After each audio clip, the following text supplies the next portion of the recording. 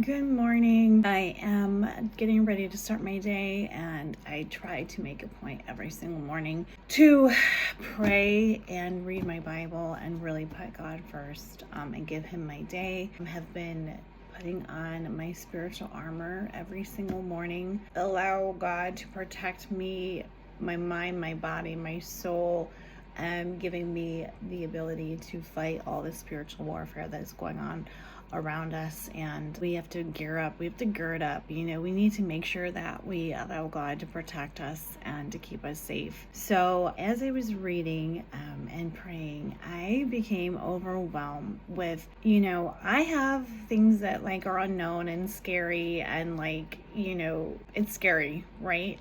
Everything is scary, really. The world is scary. It is. It's unknown, unpredictable. You just never know. We never know what could happen in life. And so I get anxiety and I get fearful. And, after I prayed and I just kind of released and kind of prayed for my fears and stuff, I became overwhelmed and I just started crying, and I started thanking God for always carrying me, always taking care of me.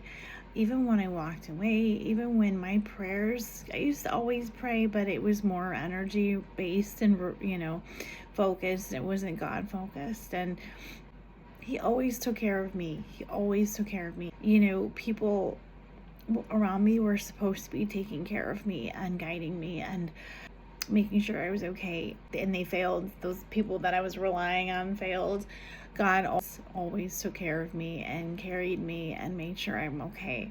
And I just became overwhelmed with gratitude and thankfulness that even though, my life is far from perfect, and, it's far from what I thought it would be when I was a child. I'm 40 years old. It's nothing that I thought it would be or wanted it to be. But guys, I walked really far away from God's plan, and I took matters into my own hands, and I made a lot of bad choices that were not God-based choices, that were not.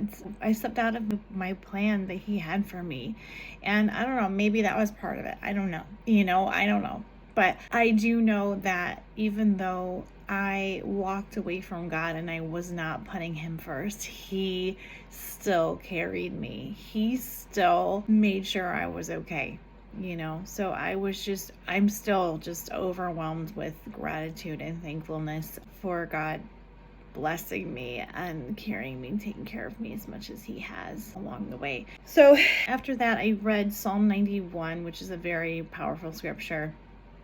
And I like to read scripture out loud as prayers sometimes. A lot of times I just feel like it's very powerful, and it's, you're able to focus. And I don't know, it's just a really, I think, powerful way to pray and to connect with God. So, and it's also nice to know too, this is from thousands of years ago, and to know that, God is the same as He was then, as He is now. And, Psalms, is a cry and a praise and worship and fear and anxiety, all from the heart. And it's all relatable to what we're going through now. If you were to really read the Bible, you would see that it's all basically the same. We're basically going through the same stuff as the biblical times. It's crazy, except for we have modern day inventions that they didn't have yet. But it's all the same. And so reading scripture is amazing how relatable it is now. And it's encouraging to know, especially in the Psalms and stuff, to know that what was going on here is what I have going on too. And I'm not alone. I'm not the only one who's going through devastating, heart-wrenching times.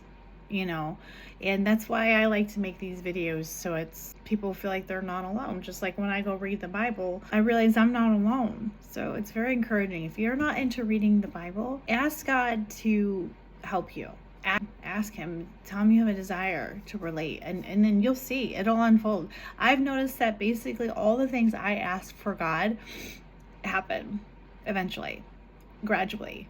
It's not like a poof, like genie, but it's gradually things just like, I see what you did there. I see what you did there, God.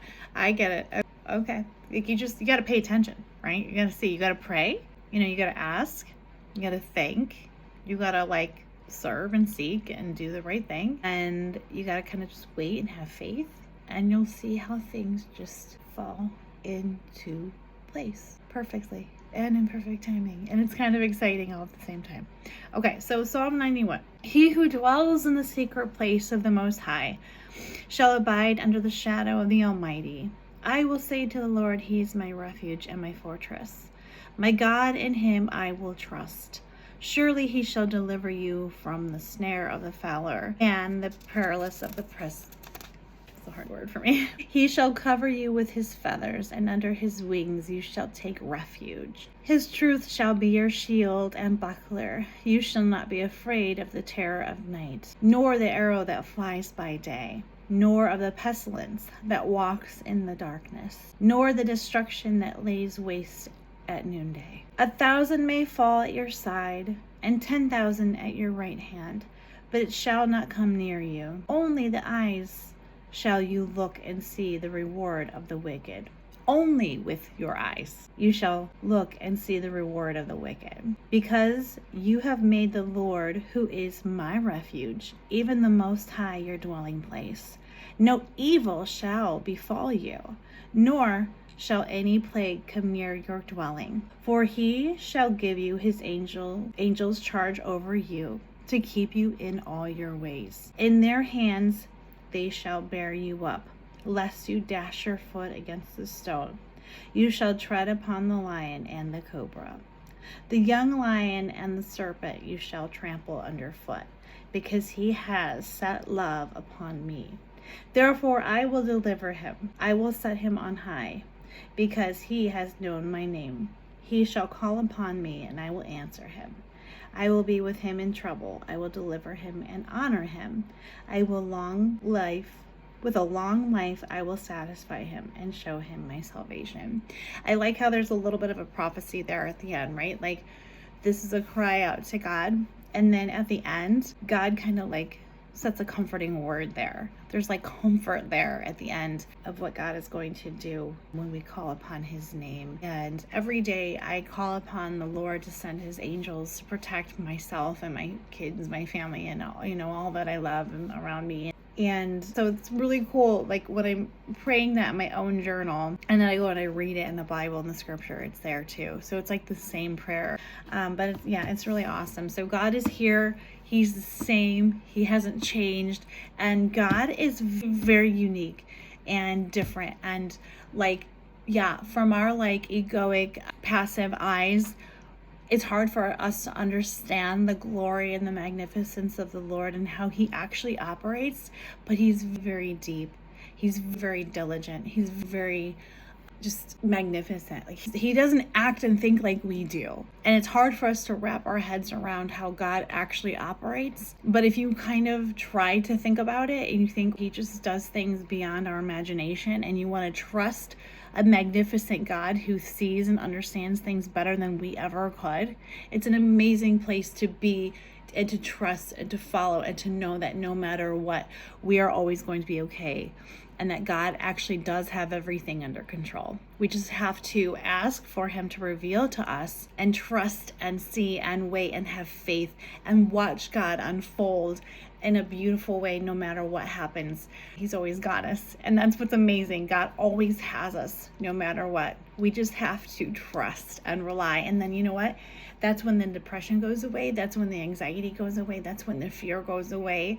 When we put all of our mind, body, soul trust in the Lord, and we know He's got us, and He'll guide us, and He'll tell us and what to do and how to act, how to think, how to feel. So anyway, that's it. Have a great day, everybody. Be blessed and bless others, and He's got you. Okay, be well.